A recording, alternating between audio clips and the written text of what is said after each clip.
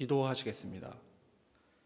역사의 주관자이시며 생명의 주권자이시며 우리의 주님 되신 하나님 감사드립니다. 우리가 모이고 있지 못한 가운데에서 주님의 영적인 구원을 기다리며 우리의 삶을 살아가는 이 와중에 우리가 육체의 어려움에 대하여 쓰러지지 아니하고 더욱더 바로 서서 예수 그리스도의 복음을 듣고 깨달은 사람들로서 그 맡겨진 직분인 그 믿음을 인내하여서 결실하는 단계까지 성장할 수 있도록 인도하여 주시고, 상황이 어떠하든지 간에 우리의 믿음이 주님께서 보여주신 것과 같이 한결같을 수 있도록 도와주시옵소서. 오늘 이 예배를 지켜보아 주시고 멀리 떨어져 있으나 우리가 하나 되어 예수님을 기억할 수 있게 인도하여 주시옵소서. 예수 그리스도의 이름으로 기도 올리옵나이다. 아멘. 오늘 선포될 주님의 말씀은 에스더서 4장 12절부터 17절까지의 말씀입니다. 에스더서 4장 12절부터 17절까지의 말씀입니다. 가지고 계신 교회 성경, 구약 성경 753페이지에 있습니다. 다 찾은 줄로 알고 봉독하겠습니다. 그가 에스더의 말을 모르드게에게 전하매 모르드게가 그를 시켜 에스더에게 화답하되 너는 왕궁에 있으니 모든 유다인 중에 홀로 목숨을 건지리라 생각하지 말라. 이때에 내가 만일 잠잠하여 말이 없으면 유다인은 다른 데로 말미암아 노임과 구원을 얻으려니와 너와 너의 아버지 집은 멸망하리라. 내가 왕후의 자리를 얻은 것이 이 때를 위함이 아닌지 누가 알겠느냐 하니 에스더가 모르드게에게 회답하여 이르되 당신은 가서 수산에 있는 유다인을 다 모으고 나를 위하여 금식하되 밤낮 3일을 먹지도 말고 마시지도 마소서. 나도 나의 시녀와 더불어 이렇게 금식한 후에 규례를 어기고 왕에게 나아가리니 죽으면 죽으리이다 하니라. 모르드게가 가서 에스더가 명한 대로 다 행하니라. 아멘. 잠시 기도하시겠습니다. 사랑의 주님, 감사드립니다.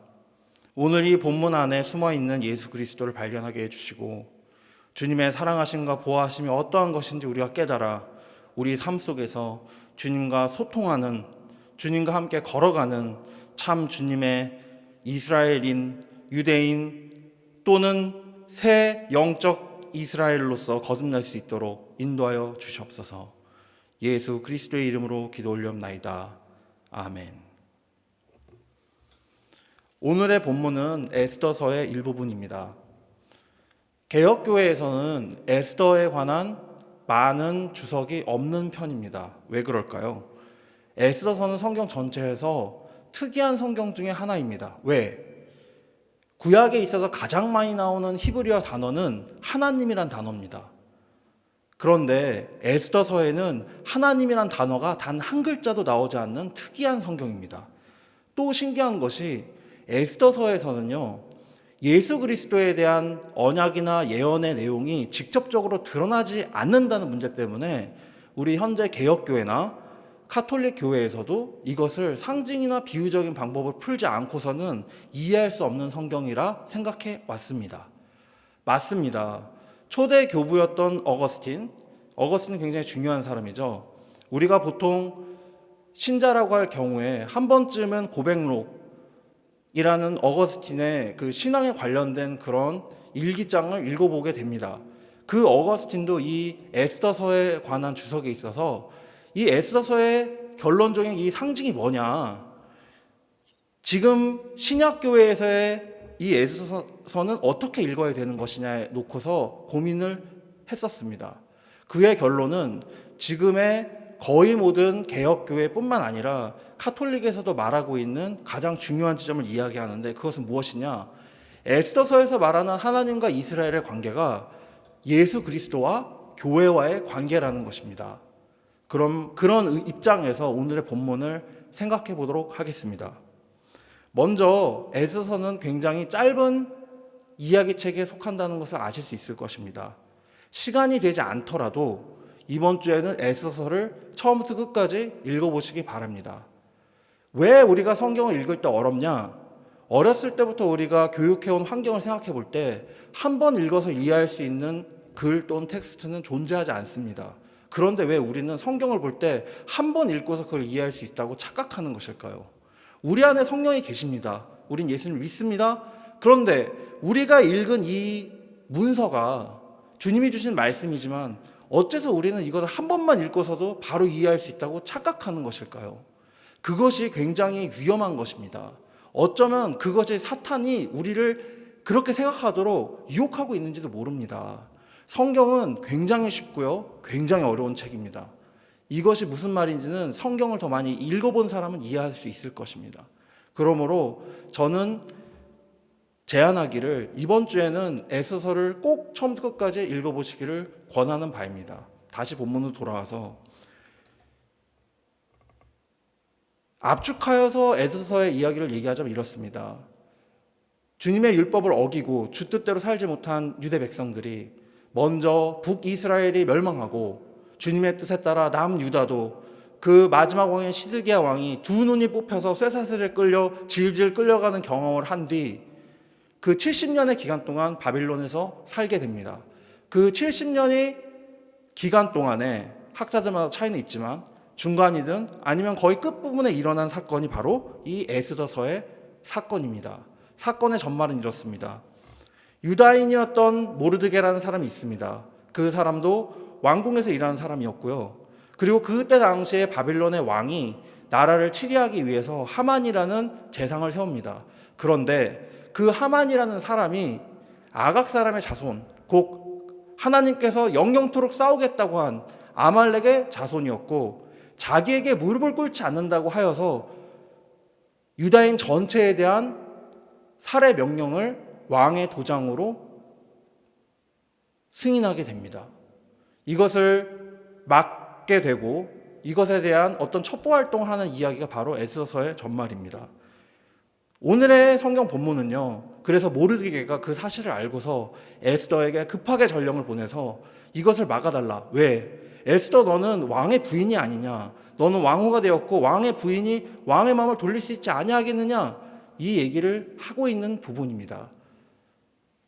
본문에 들어가서 다시 한번 생각해 보겠습니다. 12절의 말은 곧 모르드게가 사람인 전령을 시켜서 에스더에게 그 말을 전하는 것이고요. 13절에 모르드게가 그를 시켜 에스더에게 회답하되 너는 왕궁에 있으니 모든 유다인 중에 홀로 목숨을 건지리라 생각하지 말라. 에스더도요, 당연히 이스라엘 사람이고 유다인이었지만은 자기가 이스라엘 사람이라는 것을, 유다인이라는 것을 밝히지 않았습니다. 그렇기 때문에 모르드게는 에스더에 관해서 너 혼자만 살고 민족을 버릴 생각을 하지 말아라, 이런 것으로 얘기할 수 있겠습니다. 그러면 이것을 신약시대 우리 입장에서, 구원의 입장에서 한번 생각해 보겠습니다. 우리가 예수님을 믿었습니다. 구원을 받았습니다. 근데 이 말씀을 우리에게 적용시켜 보겠습니다. 너 하나만 구원 받을 생각 하지 말아라. 말이 될까요? 됩니다. 우리는 예수 그리스도라는 큰 포도나무, 그 포도나무의 가지들입니다. 우리는 연합해야 되고요. 우리가 맺는 열매가요, 다른 포도나무 가지들에게도 영향을 준다는 것입니다. 구원은요, 개인적인 것이지만 교회라는 것은 전체적인 것입니다. 하나님의 몸인 우리가 그리스도의 몸이다, 교회다라고 얘기할 수 있지만 결국 그 교회들이 연합되지 아니한 교회는요, 가짜거나 하나님께서 돌보시지 않는 종류의 것일 수도 있습니다. 그래서 우리가 복음을 맡았고 예수님을 안다, 믿는다 한다면요, 우리 삶 자체가요, 나 혼자만 구원을 받는다, 나 혼자만 하나님의 능력을 입는다라는 생각을 버리고 내 주위와 내 옆에 있는 자들도 함께 성장하고 함께 구원을 받아야 된다는 마음이 있어야 된다고 이것을 읽을 수가 있다는 것입니다. 14절에 보시면 이때 내가 만일 잠잠하여 말이 없으면 유다인은 다른 데로 말미암아 노임과 구원을 얻으려니와 너와 내 아버지 집은 멸망하리라. 내가 왕후의 자리를 얻은 것이 이때를 위함이 아닌지 누가 알겠느냐 하니, 우리가 하나님의 섭리라는 것에 대해서 굉장히 많은 얘기를 합니다.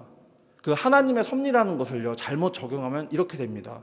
내가 열심히 기도하고 11조도 열심히 하고 교회 생활 열심히 했더니 사업이 이렇게나 확장되었습니다. 맞을 수도 있지만요, 굉장히 틀릴 수 있습니다. 하나님이 원하시는 게요, 내 개인적 성장을 원하실까요? 특별히 육적인 성장을 원하실까요? 만약 그렇다면요, 사도 바울이야말로 가장 하나님에게 버림받은 사람이고, 예수 그리스도의 이름을 부르다가 돌 맞아 죽은 스데반은 저주받은 자인 것입니다. 과연 옳은 결론인가요? 아니죠. 그렇기 때문에 우리의 삶에 보이는 현상들이 나아지고 나빠지는 것에 따라서 하나님이 나와 함께 하시고 하나님이 나를 벌하시고가 아니라는 겁니다. 물론 그렇게 하나님께서 보여주실 수도 있습니다. 그것이 맞는지 틀린지 어떻게 알 수 있을까요? 기도할 수 있지 않습니까? 우리가 기도를 해야 되는 여러 가지 이유가 있지만 이것이 하나님으로부터 온 것인지, 어떤 것을 선택하는 것이 주님의 뜻인지 항상 묻는 생활을 해야 된다는 것입니다. 그러므로 이 예비되었다는 것, 이 에스더가 예비되었다는 것은 굉장히 큰 복선을 가집니다. 에스더서가 어려운 이유 중에 하나가요, 여기선 직접적인 말이 없기 때문입니다. 에스더서는요, 유대인의 명절인 부림절에 관한 책이기도 합니다. 부림절은요, 하나님께서 이스라엘을 도와주사 아까 말씀드렸던 그 하만의 살해 음모, 유다인 전체에 대한 살해 음모를요, 반대로 자체적으로 그걸 보호할 수 있는 보호권을 유대인에게 주사 유대인을 박해하려고 하는 사람들을 유대인이 다 잡아버리는 그런 이야기로 결말이 나게 되는데, 그 유대인이 자기 자치권을 행사해서 자기를 보호하는 그 행동을요, 1차에 거쳐서 하지 않고요, 2차에 걸쳐서 하고요. 더 신기한 건요, 많은 사람들이 그것 때문에 유대인이 되려고 했고 유대인이 됐다는 얘기가 있습니다. 유대인이 됐다는 것은 무슨 얘기일까요?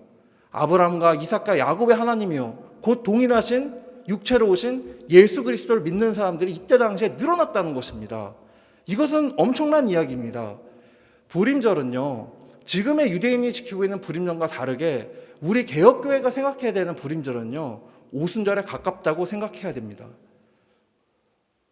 왜냐하면은 에스더라는 이 상징적 인물이 여자이지만 이 여자를 통해서 우리가 예수님을 볼 수 있기 때문입니다. 왜 그런지 보실까요? 에스더가 모르드게에게 회답하여 이르되, 당신은 가서 수산에 있는 유대인을 다 모으고 나를 위하여 금식하되 밤낮 3일을 먹지도 말고 마시지도 마소서. 나도 나의 시녀와 더불어 이렇게 금식한 후에 규례를 어기고 왕에게 나아가리니 죽으면 죽으리이다. 이렇게 되어 있습니다.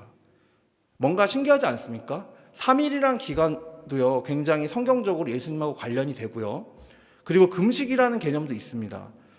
구약 성경을 한번 생각해 보겠습니다. 하나님을 제외하고서요, 어떤 일에 대해서 묻기 위하여서 금식한다는 얘기 보신 적 있습니까? 없죠. 그리고 예배가 아닌 형태, 속죄 예배가 아닌 형태에서 금식하는 것은 없습니다. 지금 코로나19 사태로 굉장히 나라가 어수선하고 많은 어떤 기독교 장체들에 의해서 40일 금식 행진들이 이어지고 있는데, 여러 가지를 생각해 봐야 될 부분이 있습니다. 신학적으로나 해석적으로 다른 입장이 있을 수도 있지만은 구약 성경적으로는요, 나라와 국가에 대한 금식은 3일을 넘기면 안 됩니다. 그래서 유대인들, 지금 현재 유대인들도요, 코로나19 사태 때문에 금식을 하게 될 경우에는 3일 이상을 넘기면 성경에서 넘어간 것이라고 생각을 합니다. 더 신기한 게 뭐냐면요, 지난주가 부림절이었습니다. 이 에스더서를 읽고서요, 하나님께서 이 이스라엘을 구원하시고 이 홀로코스트를 떠나서 이제 우리 국가를 만드신 이 하나님을 찬양하는 절기가 지난주에 있었다는 것입니다. 무엇보다 중요한 것은요, 그것은 유대인들이 현상적으로 보는 것이고 우리 입장에서는 이걸 어떻게 봐야 되냐는 것입니다. 규례를 어긴다. 하나님의 규례는 무엇입니까? 구약성경 전체고요, 가장 적게 줄였을 경우에 하나님의 규례는 10계명이겠죠. 그 10계명보다 더 줄이면 바로 신명기 6장 4절 5절이 될 것입니다. 이스라엘아 들으라, 너의 하나님은 유일하게 한 분이신 하나님이시니 너는 마음과 뜻과 생명과 네 모든 것을 다해서 하나님을 어떻게 하라고요? 사랑하라고 했습니다. 그것을 못한 것에 대해서 회개하고 다시 또 금식하는 것이 예배의 일부분이요, 대속죄일의 기준인 것입니다. 그런데 지금 에스더는 자기를 위해서 금식하라고 했습니다. 그래서 유대인들은 이렇게 생각합니다. 이 에스더는 여자로 상징되어 있는 메시아의 상징이다. 이 메시아와 함께 온 유대인들이 3일 동안 금식하면은 하나님의 나라가 이 땅에 임한다고까지도 생각을 합니다. 우리에게는 그럼 이 메시아가 누구라고 배워왔고 누구라고 생각합니까? 예수 그리스도 아닙니까? 예수님 말씀하셨습니다. 잔칫날 잔치집에서 제자들과 먹고 마시는 모습을 본 많은 그때 당시에 가르치는 자들, 성경을 가르치는 자들이 아니 왜 당신 제자들은 금식을 안 합니까? 심지어 요한의 제자들도 하는데 바리새인의 제자도 하지 않습니까? 이것은 너무나 비성경적으로 당신의 메시아라고 할지라도 행하지 않는 것 아닙니까? 하셨을 때 신랑이 같이 있을 때는 금식하는 법이 없지만 신랑이 뺏길 날이 오리니 반드시 금식하리라 이렇게 말씀하셨습니다. 예수님의 십자가 사건으로요, 우리가 예수님을 못 본 것은요 2박 3일의 기간이라고 볼 수 있습니다. 하지만 예수님이 십자가를 지시고 숨이 떠나가시고 난 다음에 어둠이 임하고 다시 또 낮이 됐다가 잠깐의 낮이 됐다가 다시 밤이 된 걸로 계산을 하면은 3박 3일 곧 새 낮과 새 밤이 됩니다. 그때 당시에 제자들이 먹을 수 있었습니까? 예수님의 죽음에 대해서 예수님을 따르던 자들이 먹고 마시고 할 수 있었겠습니까?